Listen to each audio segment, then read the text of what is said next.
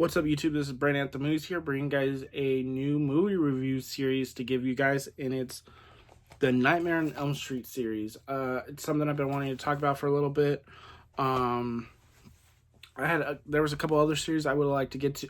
I'll get to, but I feel like I wanted to talk about Nightmare on Elm Street first. Considering this and Friday the 13th are the two franchises that we haven't had a lot outside of the Friday the 13th video game. And yeah, and that Friday the 13th video game is going to be obsolete soon. So yeah, so Nightmare on Elm Street, the concept is really interesting. Wes Craven came up with that idea, and he read somewhere about some. If you watch the Nightmare on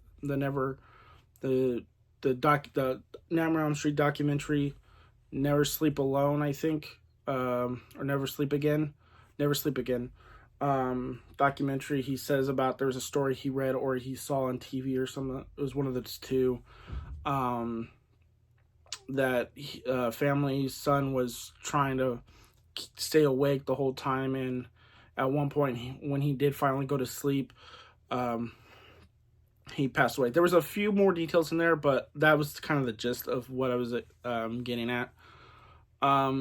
So that's where the Nightmare on Elm Street came out. And there was another thing about him seeing someone outside his door when he was a kid, something like that as well. So there's a little more to it in that documentary before it gets really to the making of the film and the New Line elements. And this was at the time after he came and he did the Left House on the Left, and the Hills Have Eyes.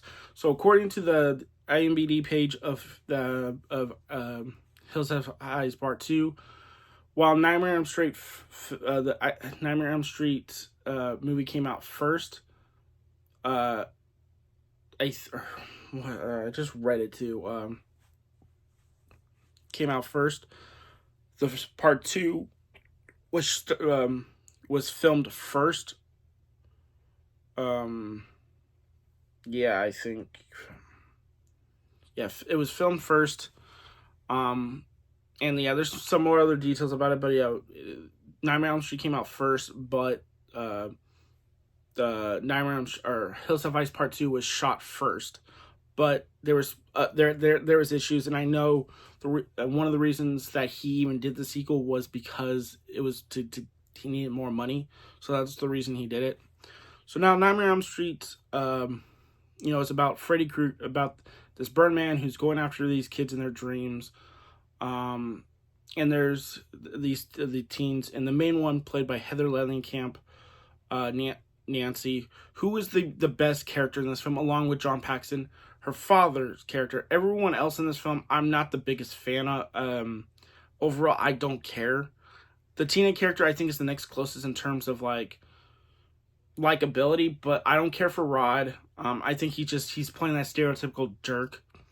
And then Johnny Depp's character, I just don't think he's that interesting of a character in the film. It's not that Depp plays it bad or anything. He's just not that interesting of a character. He wasn't. I don't know if he was planned to be written as a character. And even in the documentary, Wes Craven asked his daughter about who he should cast as Glenn, and he said his daughter said Johnny Depp because he was cute or something like that. So I mean, he has that pretty boy, the good look, that kind of stereotypical element. But obviously he's a good actor. Eventually went to do on really good things. But he wasn't interesting. So the only friend, Nancy and Tina were probably the most interesting of the teens, and Tina gets killed off really early, and her death is pretty brutal. But Nancy gives you she's not just your typical final girl, and she really, especially when you get to Part 3 and then New Nightmare, where she plays herself, but she is just terrific in here. Again, this is, I think, the beginning of her career show. I think, again, her performances get better in each of the movies she eventually does, the next couple.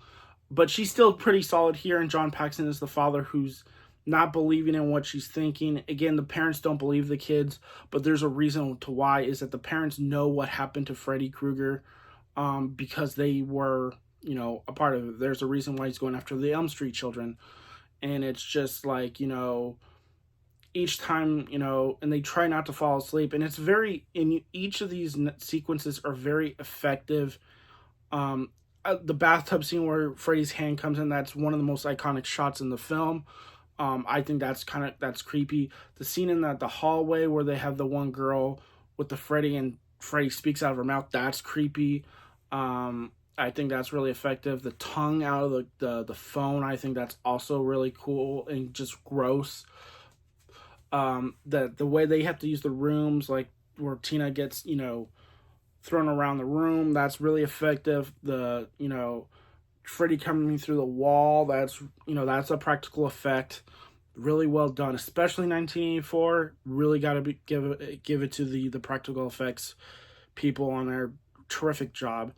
The scene where Glenn gets sucked into his bed, all blood covered. Really, really good stuff. This is a really good start of a horror film. Robert Englund as Freddy is pretty effective in his limited time. He's not in the movie as much as you think. And to be honest, one of the things, I don't think he's as scary in this one as he is in 2 and 3. And then he gets some more jokey. I know that probably might be controversial, but I just don't think it's as effective as it used to be. And again, this is coming from someone who probably saw at this point, I'm thinking I saw the remake first. But this, or no, I probably might have, okay, I'm thinking now because this, I know 2012, but I know this box that I think came out in 2010. I don't remember. Yes, I apologize, you guys, but I'm assuming I got this came out in 2010. I got the box at the same year I saw the remake. I might have seen it, but basing on what I think of this original is it's really good.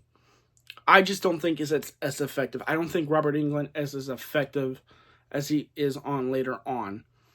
And I know some people I think he does get scary in part 2. I think it's much more, even though it's Freddy taking over a body in that one, so it's more of a possession type thing in part 2 more than a Freddy Krueger. But some of the more iconic stuff, like "You're all my children now" is one of the more iconic lines I remember. I think is, even though I think it's the only time he says it. Maybe in Freddy vs. Jason he might say it. No, he says children, but I know that one particular is only probably in part 2. But yeah, I think Robert Englund is really good here. Just I don't think as much it's not as effective. Especially if you're trying to watch it now. If you're someone new to this franchise, I just don't think it's gonna have the same effect. And I don't think you can expect it to have the same effect nowadays that it was in 1984. And look, I wasn't born in 1984. I was born 7 years later. And I didn't watch it until 2010. So when I think the idea is there, the look of Freddy is, I think the one scene that really, it's really too more cheesy is him in the where Tina's dreaming and he's in his long arms and he's running after her. That's just too cheesy. And I mean, now at that time it was probably pretty effective and scary, and I wish I was there at that time to be able to watch it then and be really affected by that, but I wasn't. Again, the practical effects, the whatever they used here, really, really good. I think the story is pretty solid, and I think the ending of this film was.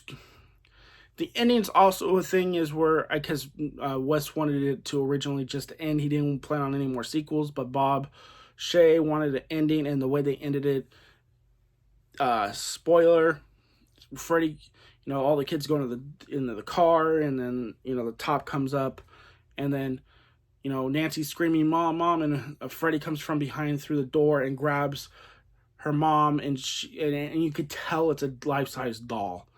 And there's a couple reasons Wes on set, and because Bob, I think, wanted an acting part in the film, and Wes said no because he didn't think he was, I think, a good actor. This is in the Never Sleep Alone, Never Sleep Again documentary, and and they had their things, their issues, and then I think Wes gave him a shot to direct a scene in the film,